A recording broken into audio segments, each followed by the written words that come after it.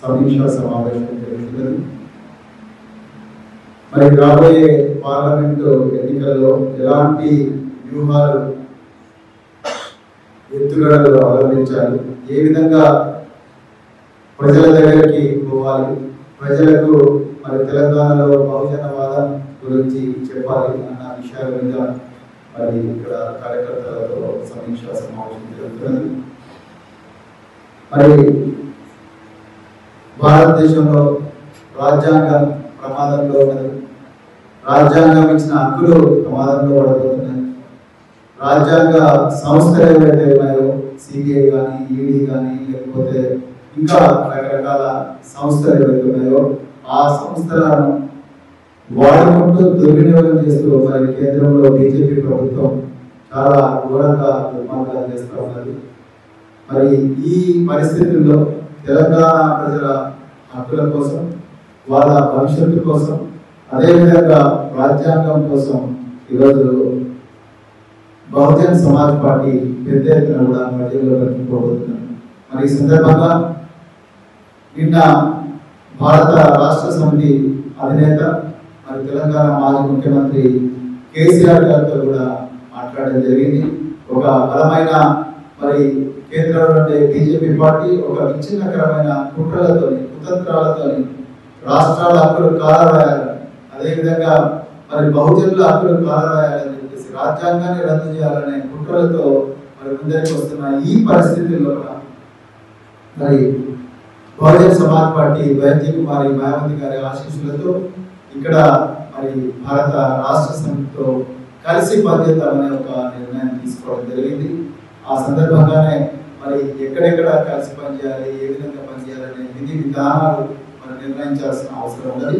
మరి రెండు పార్టీలు కలిసి ఈ తెలంగాణ ప్రజలను రక్షించాలి. ఈ విచ్ఛిన్నకర బీజేపీ కానీ, లేకపోతే బీజేపీకి వత్తాసు పడుతున్న కాంగ్రెస్ పార్టీ, ఈ రెండింటి నుంచి తెలంగాణ ప్రజలకు రక్షణ కల్పించాలన్న ఉద్దేశంతో ఈరోజు మరి టీఆర్ఎస్ మరియు కలిసి పనిచేయాలని నిర్ణయించుకున్నాను.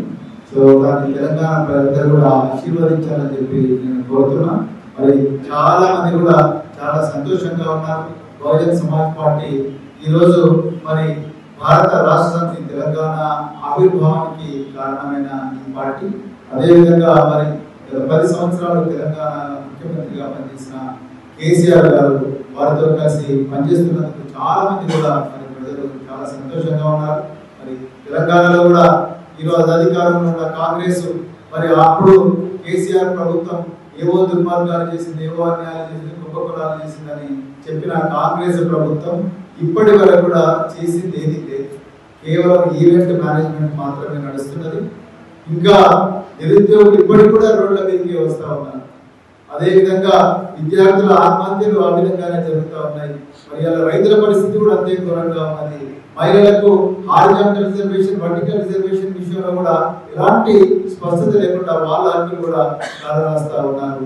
అదేవిధంగా మరి ప్రార్థనా మందిరాల మీద దాడులు జరుగుతూ ఉన్నాయి. వీటన్నిటి గురించి కూడా ఎక్కడ కూడా మరి కాంగ్రెస్ ప్రభుత్వం మరి ముఖ్యమంత్రి గారు కానీ అసెంబ్లీలో కూడా కనీసం చర్చలు జరగడం లేదు. మరి బలహీన వర్గాల మీద అవి దాడులు జరుగుతున్నాయి. బలహీన వర్గాల మీద దోపిడీ కూడా అదే విధంగా జరుగుతూ ఉన్నది. మరి కాంగ్రెస్ పార్టీ ఏదో 6 గ్యారంటీలు అనే ప్రామిస్ తీసుకొని వచ్చేది తప్ప ఇక్కడ దాడి జరుగుతున్నది. ప్రతి చోట కూడా దాడి జరుగుతూ ఉన్నది. ప్రజల ప్రాణాలకు రక్షణ లేదు. ప్రజల ప్రాణాలకు, ప్రజల ఆస్తులకు, ప్రజల హక్కులకు రాజ్యాంగానికి గ్యారంటీ లేదు అనేది చాలా క్లియర్ గా అర్థమవుతా ఉన్నది. అందుకే బీజేపీ కాంగ్రెస్ రెండే.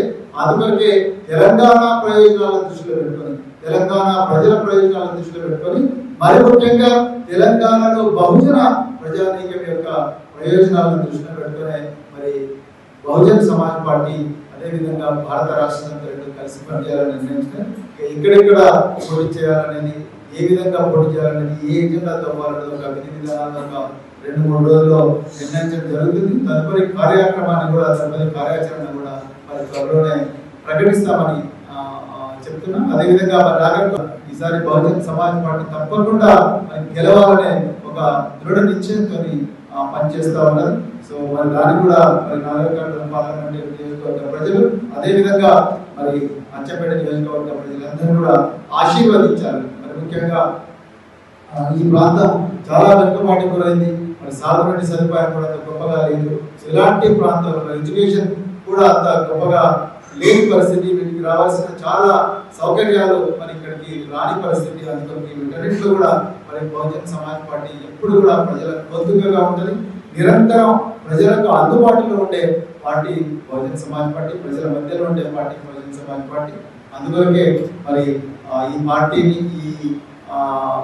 ఏదైతే కూటమి ఏదైతే ఉందో ఆ కూటమి దయచేసి తెలంగాణ ప్రజలందరూ కూడా పెద్ద మనసుతోని ఆశీర్వదించాలని చెప్పేసి, మరి స్వాగతించాలని చెప్పేసి నేను కోరుకుంటున్నాను. అంతకు మించి ఏదో రకరకాల దుష్ప్రచారాలు జరుగుతున్నట్టుగా ఇక్కడ ఏదో అయింది అక్కడ ఏదో అయింది అని అదంతా కాదు మిత్రులారా.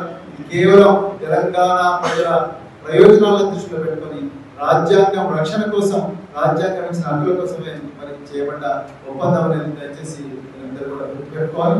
అదేవిధంగా మరి నేను 1977లో ఇక్కడ ఉమామహేశ్వరం టెంపుల్కి పోయినా. మరి 50 సంవత్సరాల తర్వాత దాదాపుగా మళ్ళీ 40 సంవత్సరాల తర్వాత ఇక్కడికి ఉమామహేశ్వరం టెంపుల్కు మళ్ళీ ఈరోజు పోయి మరి దేవుడి దర్శనం చేసుకున్నాను. చాలా చాలా ఆనందంగా ఉన్నది. సో మరి తప్పకుండా అందరి దేవుళ్ళు దేవతల ఆశీర్వచనాలు తప్పకుండా ఉంటాయని బహుజన్ సమాజ్ పార్టీ నాయకత్వం అంతా కూడా, కార్యకర్తలు అందరూ కూడా ఆశిస్తున్నారు. మరి ఈరోజు ఇక్కడి కార్యక్రమానికి వచ్చిన మీడియా మిత్రులందరూ కూడా